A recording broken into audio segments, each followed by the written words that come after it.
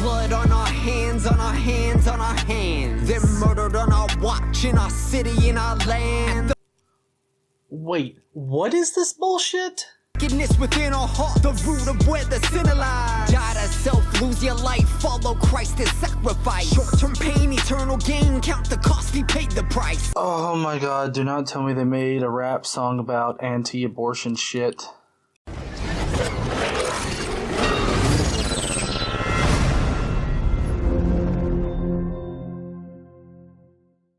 What's up, heathens? How y'all doing? Today we're going to be going through this American Holocaust Rap video. We're going to do this a little bit differently today because I really want to break down the individual components of this particular video. If you haven't seen it yet, there's 3 underlying sort of layers to this video. For one, we have this propaganda narrative that's being played out visually, and then another layer is this monologue of disinformation and propaganda. And then finally, there's this Hitler Youth-esque rap video that seems to be what the main focus of this entire video is, but the other underlying layers here really pile on to the message that the video is trying to send. Alright, so first let's start out with this propaganda narrative that's being played out visually. So if you'll notice in the video, this underlying narrative has a woman, let's call her Karen. Karen finds out she's pregnant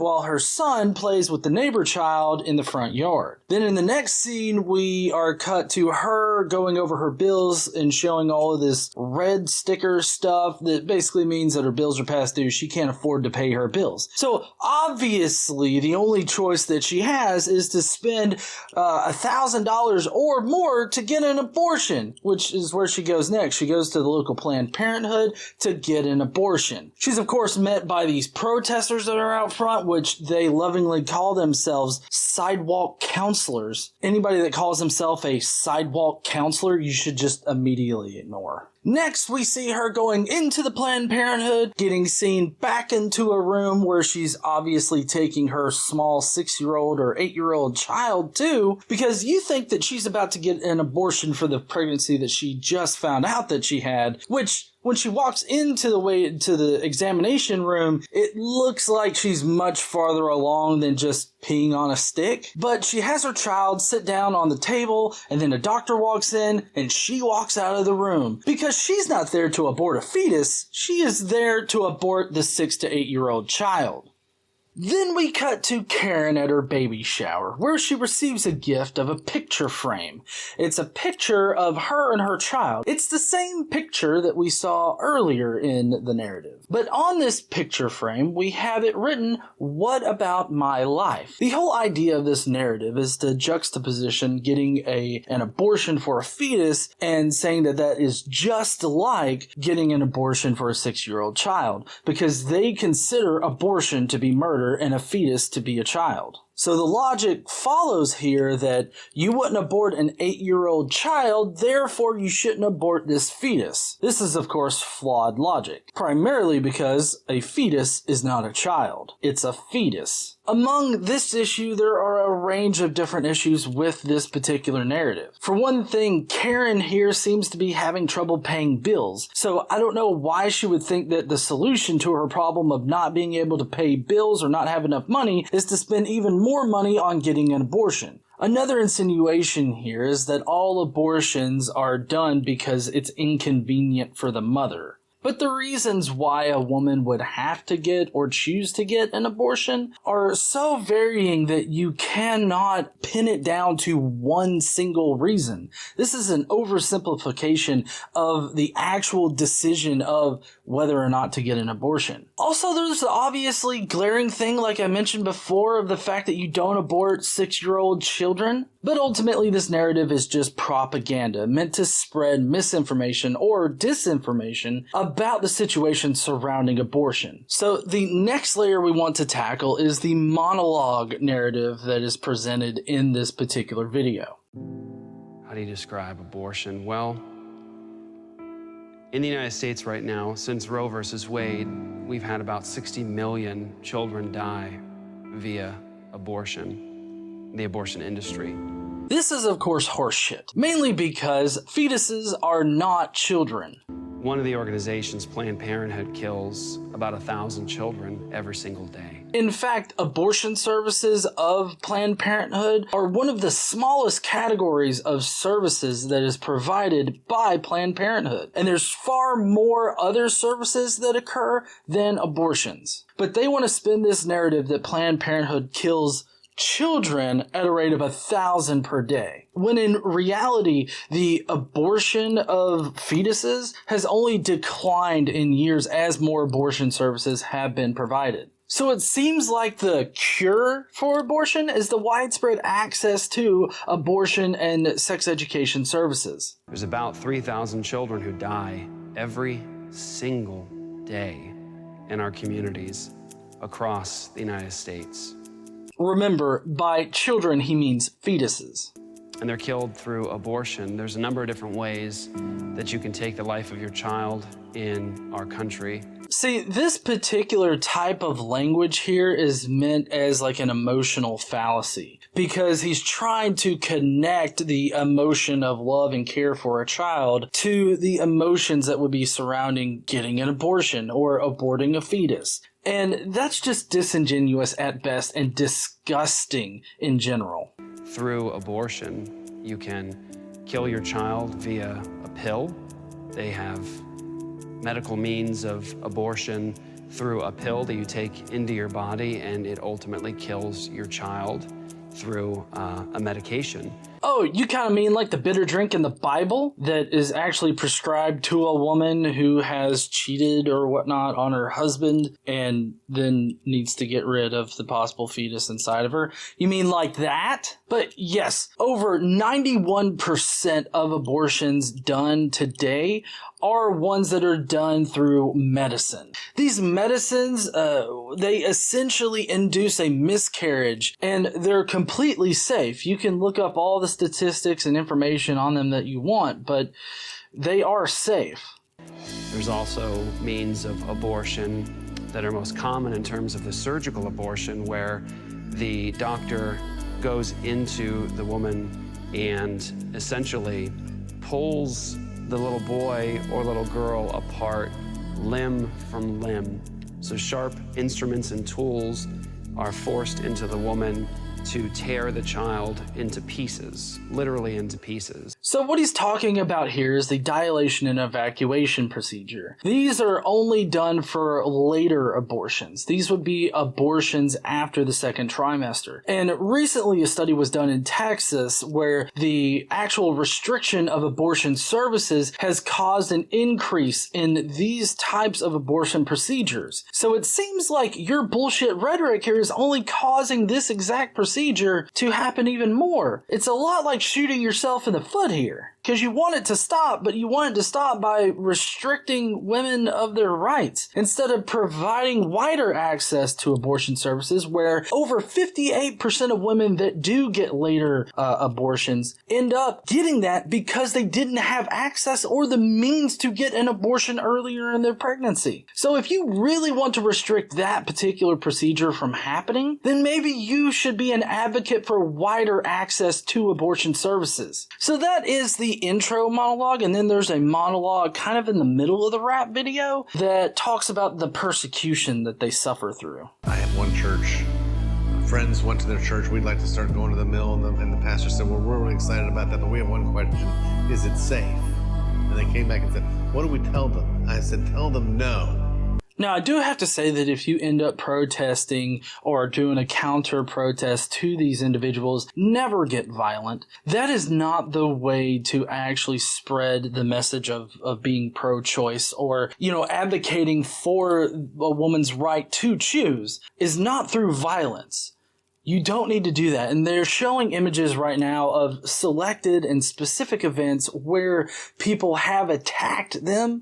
And I get the frustration that surrounds this, but getting violent with these people is never the answer. But I can also understand why people would get so mad that they lose their head, because these people stand out there with those signs spreading misinformation and sometimes even, disinformation about abortion and abortion services, that it's infuriating.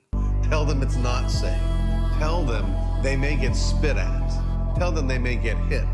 Tell them they may get soaked with a sprinkler system. I like how one thing that makes it unsafe is being soaked with a sprinkler system. Like, I think the one guy doing a roundhouse kick, kicking the phone out of somebody's hands, more dangerous than a sprinkler system. Tell them they may get arrested even though they didn't break any laws. Well, I mean, I don't know. It kind of depends on what they did. I don't know what these people did that you're showing in the video here. They may have broken a law of some kind. They may not have like a permit or something to protest on that particular area of the city. They may have broken any one number of laws. They could have assaulted a police officer. I don't know what they did, but just because, you know, you're out there protesting does not necessarily mean that you are going to get arrested. There are plenty of times when these people have protested and not gotten arrested. It's only when they actively do something to get arrested that they get arrested. So saying that you are definitely going to get arrested or make this insinuation but that by going out there and protesting a Planned Parenthood or anything, you will be arrested, it's just, it's a persecution complex. And tell them if they don't go, babies will die and souls will end up in hell. No, if you do not protest Planned Parenthood or any of these other facilities, you will not be sending kids to hell, or kids will not be sent to hell. Hell, kids are not even going to be killed because a fetus is not a child. That's far more dangerous. We need to stop being middle-class American sissies, and we need to be willing to fight faithfully with the gospel to save souls and unborn babies. For one thing, unborn babies, I feel, is a really bad term because they're not unborn babies, they're fetuses. But also, you're called to fight with your faith sends kind of a mixed message, because I think what you technically mean is that you want them to go out there and scream and yell at people about how they're going to be going to hell because they're aborting a child or they're helping somebody abort, not a child, a fetus. And while, yes, at the point of actual viability, it would become a baby or a child, that is not what these people are talking about. These people are talking about any kind of abortion. We need to be willing to take risks. We need to be willing to look like not respectable members of society. So basically right here, you're advocating for people to go out, protest, and be assholes to other people just because they're making a decision to get an abortion, which isn't a wrong decision whatsoever. There are many varying reasons why a woman would choose to get an abortion, and all of them are just fine.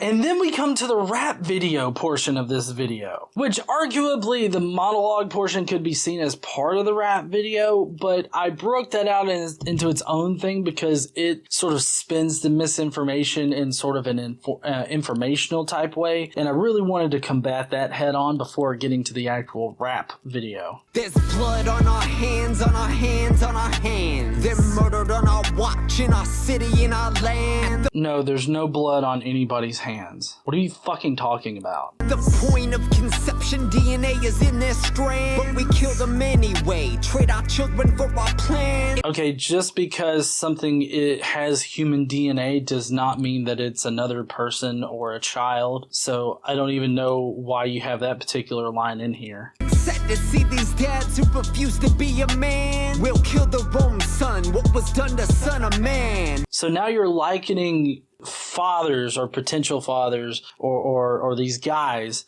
who are okay with their girlfriend getting an abortion. You're comparing those guys to God killing his own son? I don't know what kind of point you're trying to make here with this either. Hold his mission, keep on wishing. Fisherman, a man is God.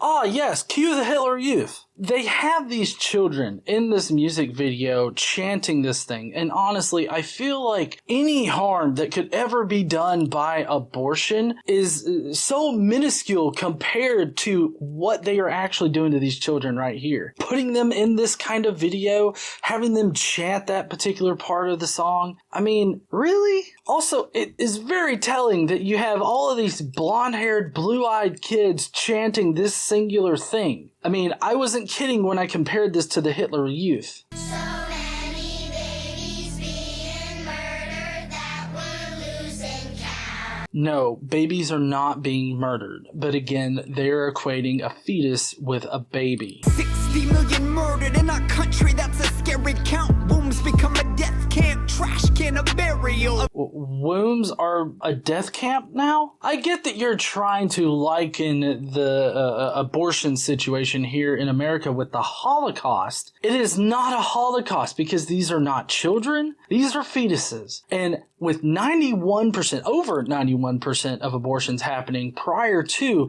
the 13-week mark, I mean, there's still fetuses. And there's this one argument about fetal pain or whatnot, but I don't want to hear any of your bullshit about this Holocaust. It's a ridiculous argument to fucking make. Innocent, defenseless babies being torn limb from limb, and you're angry about our gospel call? Yes, we are angry about your gospel call because your gospel call makes you an asshole. Well, I guess it's the way your gospel call is done makes you an asshole, not necessarily the gospel call, but the gospel call in itself could be considered very assholish considering the Old Testament as well as whatever the fuck you're saying about the gospel. But also the whole babies being torn from limb. See, these are later term abortions, and most of these abortions that are done could be prevented by wider access to abortion services, because over 58% of those women would have gotten an abortion sooner prior to the 13-week mark, where it would just be a pill or something that would induce a miscarriage. But no, you guys have to restrict those services so that the women have a tougher time getting to a facility in order to get the abortion service that they want or need. Because these later term abortions are oftentimes the result of like severe genetic or physical deformities, like children being born without a skull or their heart on the outside of their body or some shit like that. So you're totally misrepresenting later abortions with this whole narrative. Is killing children every single day. Our hearts are wicked, deceiving, and need to change. Oh Lord, we need you now. Please hear us crying now. So many babies being murdered that we're losing count. I'm sorry, but this particular portion of it seems very Children of the Corn-esque, if not Hitler Youth-esque. This is pretty much the end of the video. I only wanted to highlight a few portions of the actual rap video because it's a rap video. I don't want to get dinged or anything like that for using it. But this particular image here with all of these kids chanting the things that their parents have told them to chant is just disgusting. And it's also very telling that you use blonde-haired and blue-eyed children. It's very odd how you put together this whole propaganda rap song here in order to spread the misinformation and disinformation about abortion services and Planned Parenthood specifically, when you also juxtapose it with the Holocaust, comparing it to the Holocaust. But at the same time, the Holocaust was an actual extermination of people, and you're claiming that this is an extermination of people while using like the same tactics that Hitler used to spread his propaganda. It's a total mindfuck. All in all, this rap video is trash. Honestly, I don't see how somebody can watch this rap video or listen to these particular talking points and not look up the actual information about later abortions, about the actual statistics on abortions, or even what causes more later abortions. These are things that you need to know because the restriction of abortion services is actually causing more later abortions.